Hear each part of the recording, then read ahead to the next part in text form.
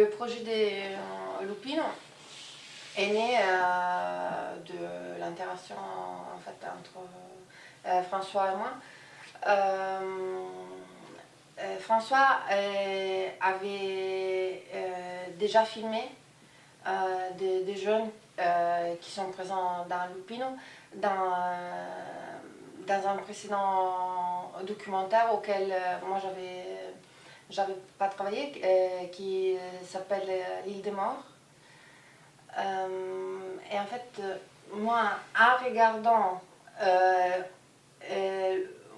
des séquences qu'il avait montées dans le film, dans le documentaire, et aussi d'autres images qu'il n'avait pas montées, j'étais restée très fascinée par ses corps, ses visages et la façon que François avait de filmer ces personnes. Je crois que la relation qui s'est créée entre eux me fascinait beaucoup.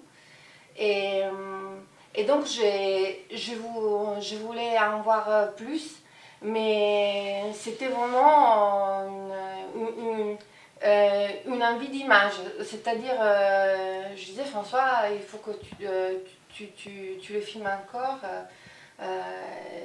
C'est beau, à mon avis, il y a quelque chose qui te porte là, tu devrais continuer. Et donc, bon, je l'ai encouragé à partir sur ce projet auquel j'étais intéressée, c'est-à-dire que j'étais très intéressée à travailler à la structure, au montage, à voir ce qu'on pouvait créer, disons, avec ce matériel qui me semblait comme un camp de sang très vivant et tout.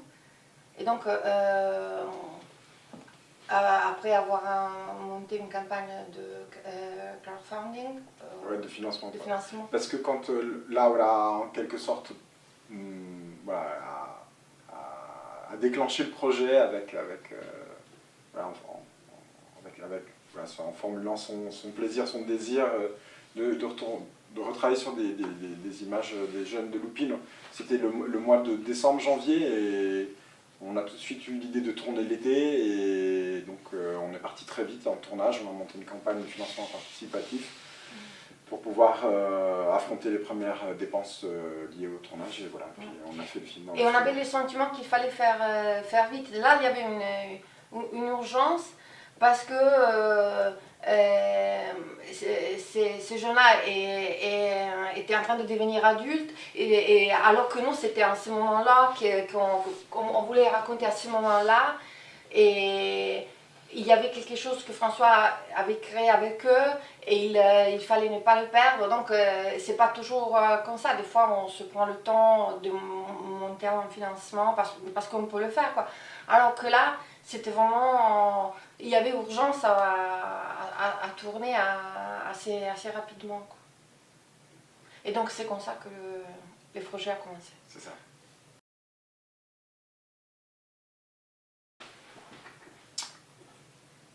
Le tournage a duré en tout à peu près 7, 8 semaines, 9 semaines peut-être, découpé en 4 ou 5 tranches de tournage, assez espacé dans le temps. En tout, c'est une période qui allait du mois de mars au mois de septembre 2013.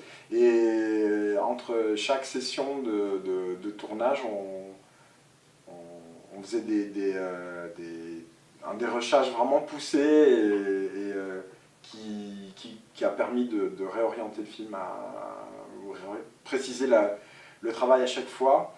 On était deux sur le tournage, une personne à l'image, moi j'étais à l'image et il y avait un ingénieur du son.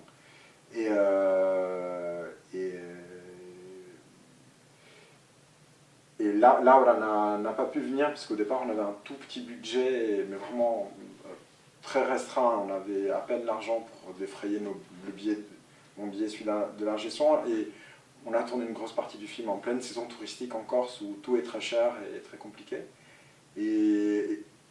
cette contrainte au final, on peut peut-être parler de l'écriture maintenant, enfin, cette contrainte a eu comme conséquence ce tournage découpé avec ses retours de façon à ce que nous deux on puisse travailler sur les rushs de manière régulière et ça a eu des conséquences inattendues qui ont modelé vraiment le film en fait. Oui, mais on était parti tout simplement avec une fascination pour ces jeunes, pour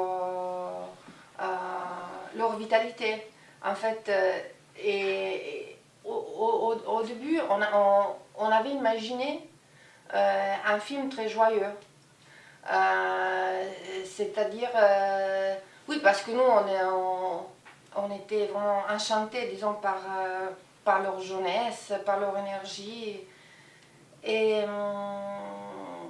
c'est seulement après un premier tournage et après le visionnage de ce qui avait été tourné, qu'on a pris conscience d'une réalité qui était plus difficile pour eux, en fait, des difficultés qu'ils avaient et qu'on a vraiment commencé à sentir plutôt leur inquiétude, quoi. Et l'effet qu'ils se sentent un peu prisonniers en fait, dans un environnement qui les aide pas tellement à s'exprimer, à explorer, etc. Et donc c'est là qu'on a compris avec quel dispositif je dis de mise en scène, même si c'est pas du tout une fiction, mais même dans un documentaire, on peut choisir comment filmer, comment ne pas filmer, dans quelle situation filmer. Et donc, c'est là, par exemple, qu'on a décidé de filmer ces garçons, surtout en extérieur, avec des longues marches, des déambulations, aussi parce que c'est ce qu'ils font normalement. Ils cherchent un endroit où se poser, un endroit où quelque chose pourrait se passer et ils ne savent pas très bien de quoi il pourrait s'agir. Donc leur inquiétude, vraiment exprimée physiquement dans cette marche. Et on trouvait que ça racontait bien leur inquiétude, leur recherche, ne pas avoir vraiment une place où s'arrêter, où construire quelque chose, où faire vraiment quelque chose. Donc, disons que c'est en les observant et en essayant de se mettre vraiment en phase avec ce qu'ils pouvaient vivre et ressentir, on a décidé vraiment la méthode de travail, comment les filmer. Et donc au final, on a très peu filmé en fait, dans le sens où on a fait ce gros travail d'écriture, comme dit Laure, c'était pas une fiction, on n'a pas écrit des scènes qui ont été provoquées, mais en visionnant les rushs, on essaie d'identifier par rapport à ce malaise qu'on avait découvert chez eux, cet enfermement, et puis voilà, par rapport à chaque personne, ce qui les caractérisait le plus, on essaie d'identifier des choses qui auraient été importantes à filmer sans savoir si elles se seraient produites en fait, mais avec beaucoup de précision et même en choisissant des dispositifs de mise en scène, des marches, filmer des gros plans s'ils se produisent, ne pas filmer les adultes, enfin il y avait toute une série de choses qu'on a décidé au fur et à mesure du travail et auxquelles moi je me tenais les journées de tournage.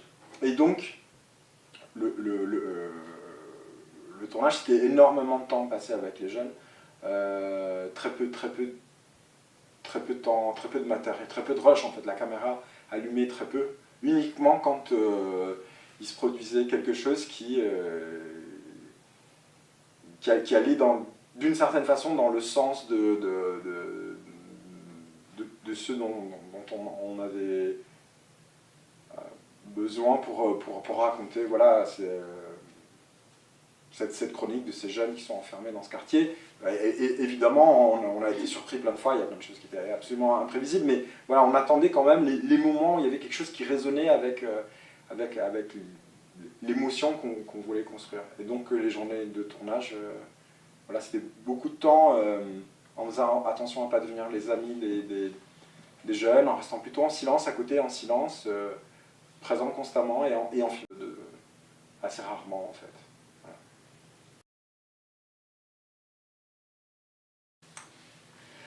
Alors quasiment chaque jour, les jeunes qui ont été filmés nous ont demandé comme condition unique de ne pas montrer le film à Bastia et de ne pas le diffuser sur France 3 à Corse, ce que nous avons fait pour des raisons parfois assez mystérieuses, du genre il y en a un qui voulait pas que sa mère sache qu'il fume, que ses oncles et ses tantes non plus, enfin voilà. Mais quoi qu'il en soit, c'était le contrat qui était passé entre nous, donc on l'a respecté. On l'a montré plusieurs fois en Corse, pas très loin, et donc il y a beaucoup de gens qui sont venus voir le film. Aujourd'hui encore, j'ai parlé avec un des jeunes qui a participé au tournage, qui l'a vu, et j'ai eu la sensation que le film a été plutôt bien perçu.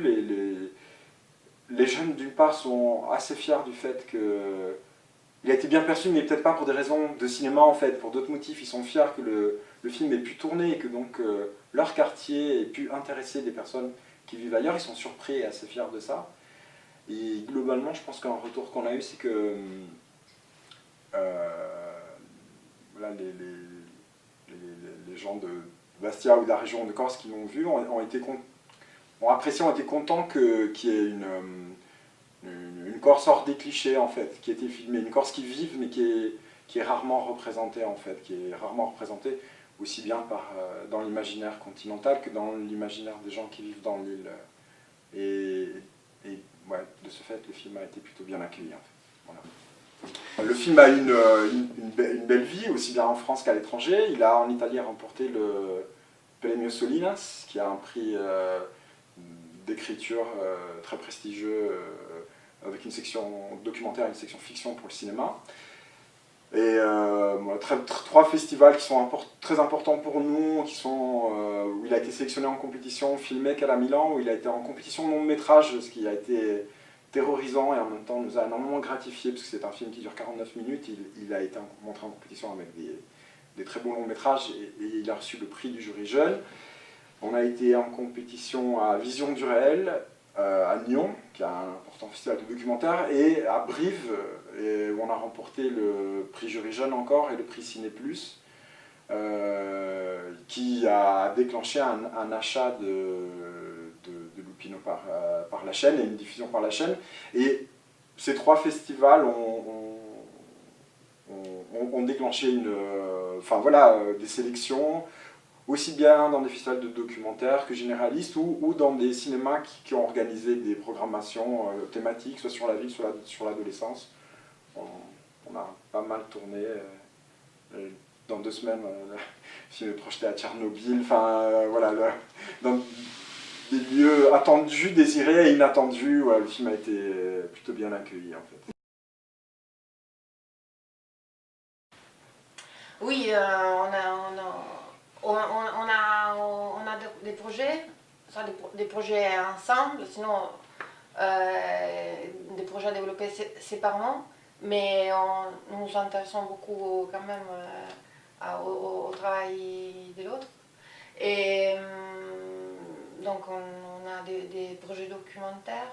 On est en train de développer plusieurs films, soit doc, soit fiction, soit entre les deux. Certains qui seront co-réalisés, d'autres réalisés par l'un par l'autre, mais sur lesquels il y a des interventions d'écriture ou en collaboration réelle. Par exemple, là, on prépare un documentaire qui sera tourné à Paris dans un commissariat que je produis. Et puis on a un autre projet, un moyen métrage documentaire qu'on devrait tourner cet été. Mais soit en Corse, soit en Italie.